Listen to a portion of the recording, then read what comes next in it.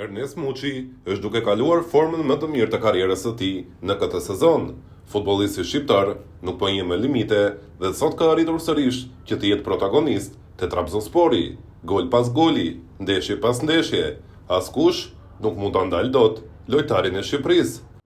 Trabzonspori arriti të fitonte sot në transfertën e vështirë ndaj Kocaelisporit në shifra 2, fal një goli të Ernest Muçit në minutat e fundit. Një ndeshje e cila filloi 3 ditë më përpara. Trajneri i Kocaelisporit u zotua se do ta ndalonte Ernest Muçin nga shënimi i golit, pasi e konsideronte shqiptarin si lojtarin kryesor të Trabzonsporit. Trajneri kundërshtar besoi se kishte formulën e dur për ta bërë këtë dhe ja arriti deri në minutën e 90 të takimit.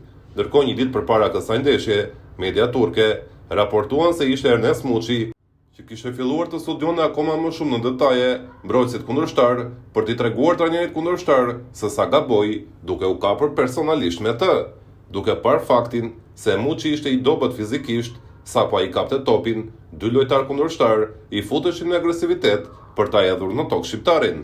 Derisa vjen minuta e 90 e takimit, një kundërsulm i Trabzonsporit, Muçi krijon pak hapësirë për vete dhe me një silur nga distanca gjen rjetën.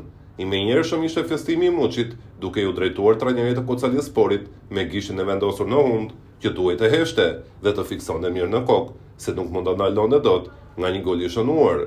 I menjëhershëm ishte edhe postimi thumbues i Trabzonsporit që teksa postonte golin e Muçit, shkruante: "Nëse Muçi dëshiron, goli do të shënohet gjithsesi, do të gjendet një mënyrë." Të gjithë në Turqi po flasin për këtë episod, se si trajneri i Kocaelisporit u hesh nga Muçi me një zotim të pambajtur, për më tepër me një gol që erdhi në minutën e 90 dhe i dha fitoren Trabzonsporit. Në fund shqiptari kërkonte të qëndronte në prapavi në festën e ekipit për të mos marrë vëmendjen kryesore, por më pas ai u shtyp nga shokët e ekipit për të qenë në krye të radhës si heroi kryesor që të kryesonte korin dhe turmën e tifozëve të Trabzonsporit. Ernest Muçi nuk po ndalet më dhe vazhdon të shënoj gola silur nga distanca. Është pikërisht ky lojtar, ndoshta njeriu që do ta dërgojë Shqipërinë për herë të parë në botror. Nëse vazhdon në këtë formë, është e pamundur që Silvinho ta nxjerrë jashtë listës së Shqipërisë.